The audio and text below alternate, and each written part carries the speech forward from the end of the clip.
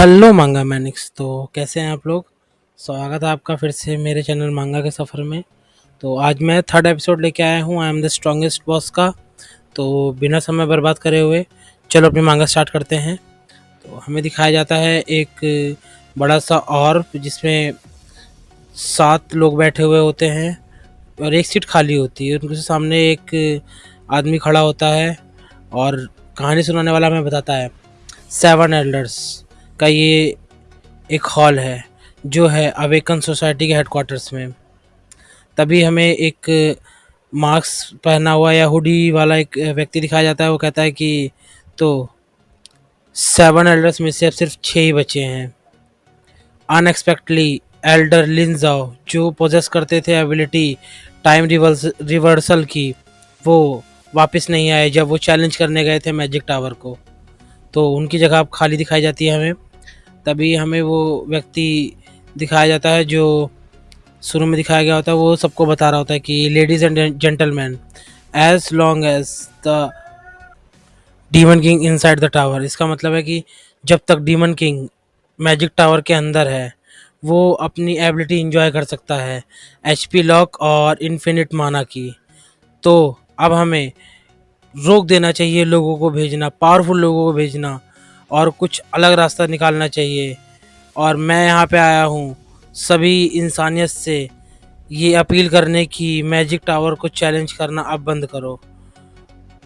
कुछ लोग हैं जो अभी भी एक ऐसा आर्टिफैक्ट ढूंढ रहे हैं जो मैजिक टावर को सील कर सके, और उस जब मैजिक टावर सील हो जाएगा तो मैजिक टावर के साथ साथ डीमन किंग और वो सारे सारे मॉन्स्टर्स भी उस मैजिक टावर के अंदर ही सील हो जाएंगे। और जब मॉन्स्टर्स बाहर नहीं आ पाएंगे, वो डंजन तक नहीं पहुंच पाएंगे, तो हमारी जो ह्यूमन सिटीज़ हैं वो भी सेफ हो जाएंगे हमेशा के लिए। तभी सामने से एक लड़की कहती है कि मैंने एक समन करा है, चाइल्ड ऑफ डेस्टिनी, वो भी दूसरे डायमेंशन से, जो ट्रैवलर है अर्थ का। हमें दिखाया जाता है, वो आदमी शॉक हो जाता है। तो वो लड़की आगे बोलती है कि ऑब्वियसली ये चीज़ सीक्रेट थी पूरी दुनिया से अभी तक। इवन उस लड़के तक को नहीं पता कि वो समन करा गया है दूसरी दुनिया से। हाँ, वैसे भी दूसरी दुनिया को बचाना ही तो कहीं ना कहीं ट्रैवलर का काम होता है, ट्रैवलर का मिशन होता है कि नहीं। और उसकी जो अभी आत्मा है वो लिन जाओ के छोटे भाई लिंग फैंग के अंदर है, और उन दोनों के थॉट्स आपस में काफ़ी ज़्यादा क्रॉस कर रहे हैं। उसके एक्शंस और उसके थॉट्स काफ़ी ज़्यादा यूनिक हैं। और हमें दिखाया जाता है एक हंटर जो लिटरली काफ़ी ज़्यादा ओपी दिख रही होती है। अभी वो बच्चा लीड कर रहा है अंडरग्राउंड में टीम को, जो कि ढूंढ रही है एक ऐसे आइटम को जो सील कर सके मैजिक टावर को। तभी हमें बुढ़ा एक दारू पीते हुए दिखाया जाता है और वो बोलता है कि मैंने इस फुल मून की रात को देखा था अगले लास्ट मंथ में कि एक हेक्सागन की कोई शेप जो लिंजाओ ने बनाई थी। तो हेक्सागन हमें बताता है कि ये ऑब्वियस है कि हम बहुत जल्द ही उस आइटम को ढूंढ लेंगे जो मैजिक टावर को सील कर सके। और हमें दिखाया जाता है वो बुड्ढा कुछ ज़्यादा नशे में है। मैं रीज़न है उसका भाई, वो मैजिक टावर को सील करने के बाद इसमें डीमन किंग है, हमारा प्रोटैगनिस्ट है। लेकिन वही वाली बात है, प्रोटैगनिस्ट कौन है हमें ये भी तो नहीं पता। तो वापस अपनी मांगा पे आते हैं कि बुड्ढा कहता है तो इस बहुत जल्द ही मैजिक टावर सील हो जाएगा। तभी वो सीन शिफ्ट होता है और हमें दिखाया जाता है उसकी सेक्रेटरी कहती है ओह सच में, तो क्या लिन फैंग ने सच में वो मैजिक टावर सील करने के लिए वो आइटम ढूंढ लिया। और हमें दिखाया जाता है इस बुड्ढे का नाम होता है एल्डर प्रोफेट, पता नहीं कैसा सा नाम है, ठीक है। तो उसके पीछे सेक्रेटरी और आगे बोलती है कि क्या सच में बहुत जल्द ही मैजिक टावर सील हो जाएगा, ये तो बहुत अच्छा है, अब इंसानियत बच जाएगी। तभी हमें दिखाया जाता है वो बुड्ढा लिटरली नॉटी हो रहा है, ठीक है। तो कहता है कि यंग लेडी, तुमने क्या सोचा इसके बारे में, अगर मैजिक टावर सील होता है और डीमन किंग उसके अंदर नहीं होता तो, और वो किसी तरह से ह्यूमन सिटी के अंदर आ चुका है, तो ऐसा नहीं होगा कि ये मैजिक टावर को सील करना पूरी तरह से यूज़लेस हो जाएगा।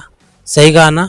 तभी वो जो उसकी सेक्रेटरी होती है डरते हुए कहती है कि हाँ हाँ आपने ठीक कहा, तो हम करेंगे क्या उसमें। तो वो कहता है कि हाँ क्रेजी। तभी उसके बैक पे बहुत जोर से थप्पड़ मारता है। भाई लिटरली ये बुड्ढा हरामी है, बहुत हरामी है। ठीक है। तो उसके बाद हम अपनी मांगा वापस आते हैं। तो लड़की कहती है कि एल्डर आप सच में बहुत ज़्यादा परेशान करते हैं। तभी वो एल्डर कहता है मैं तो मजाक कर रहा था, क्या ऐसा कैसे हो सकता है कि डीमन किंग अपना मैजिक टावर छोड़ दे। और इससे भी ज़्यादा, डीमन किंग अगर मैजिक टावर छोड़ेगा तो उसके पास वो एबिलिटी नहीं रहेगी, वो स्ट्रेंथ नहीं रहेगी कि वो एक टॉप अवेकन को हरा सके। और अगर वो इंसान उसको डिस्कवर कर लेंगे, उसकी आइडेंटिटी देख लेंगे, तो उसको तुरंत सब लोग घेर के मार डालेंगे। और हमें दिखाया था भाई वो बुड्ढा पगला गया है, पूरी तरह से पगला गया है। वो बुड्ढा कहता है उसके पास सिर्फ दो ही ऑप्शन है, या तो वो हमेशा के लिए उस मैजिक टावर के अंदर कैद हो जाए, या तो हम लोगों के हाथों मारा जाए। भाई ये बुड्ढा सरक गया, मैं बता रहा हूँ इस बुड्ढे का भी समय ख़त्म ही होने वाला है। तभी वो आगे कहता है कि तो जब तक जैसे ही लिंग फैंग उस मैजिक आइटम को ढूंढ लेगा, मैजिक टावर को सील कर दिया जाएगा, ह्यूमैनिटी जीत जाएगी एंड मेरा हेक्साग्राम फिर से दिखने लगेगा। लिंग फैंग एक वर्थी बीइंग है चाइल्ड ऑफ प्रोफेसी के लिए, और वो दूसरी दुनिया से हमें दिखाया था वो दूसरी तरफ हंस रहा होता है और कहता है कि आज के आज अगर उसने मैजिक आइटम ढूंढ लिया तो आज के आज ही मैजिक टावर हील हो जाएगा। तभी हमें उस लड़की को दिखाया जाता है, वो थोड़ी सी परेशान सी दिखाई जाती है और डरी हुई दिखाई जाती है। वो कहती है कि एल्डर मुझे थोड़ा सा काम है, मैं अभी निकलती हूँ। तभी वो अपने कमरे का गेट खोलता है वो बुड्ढा, और गेट खोलते हुए अंदर आते हुए क्या होता है, टक टक यंग लेडीज टुडे। तभी वो कहता है कि अच्छा कैलकुलेट करके बताओ कि कितनी देर में लिंग फैंग वापस आ जाएगा। तभी वो देखता है क्या, कौन हो तुम मेरे रूम में क्या कर रहे हो। तभी वो हमें दिखाया जाता है हमारा डीमन किंग। भाई ये डीमन किंग अलग लेवल पे है भाई, ये बंदा लिटरली मतलब उस बंदे की पूरी आइडेंटिटी खा चुका है। तभी वो हमारा डीमन किंग कहता है ओह तो हेलो, मैं न्यू अवेकनर हूँ, अवेकन सोसाइटी का नया मेंबर हूँ, क्विंग फैंग। तभी हमारा बुड्ढा कहता है ओह तुमने तो मुझे डरा दिया था, मैं बस मरने वाला था। तो तुम हो नए छुपे हुए जीनियस बाय क्विंग फैंग, आई मैंने तुम्हारे बारे में बहुत सुना है। और तभी वो हमारा डीमन किंग कहता है कि मैं कोई जीनियस नहीं हूँ, लेकिन मुझे हॉनर महसूस होगा, मुझे बहुत अच्छा लगेगा डीमन किंग को हराने में। तभी बुड्ढा कहता है ओके तुम यंग पीपल्स हमेशा ही उत्साहित रहते हो, बैठो बैठो, तुम्हें यहाँ पोलाइट होने की कोई भी ज़रूरत नहीं है। तभी हमारा डीमन किंग कहता है कि मैंने सुना है 7 एल्डर सोसाइटी में आप ही हैं जिसके पास एबिलिटी है प्रेडिक्ट करने की सब कुछ। तभी वो कहता है अरे नहीं, मैं बस बस थका बूढ़ा आदमी हूँ। तभी हमारा डीमन किंग कहता है मैं आपके पास आया हूँ तो ये पूछने के लिए कि क्या आप प्रेडिक्ट कर सकते हैं डीमन किंग का फ्यूचर। तभी ओल्ड मैन कहता है तुम्हें क्या लगता है कि अगर मैं डीमन इतना ये सब कुछ आसान होता यंग मैन, तो मैं डीमन किंग का फ्यूचर कब का प्रेडिक्ट कर चुका होता, और मैं लाइट होता ह्यूमैनिटी की, ना कि लिन जाओ।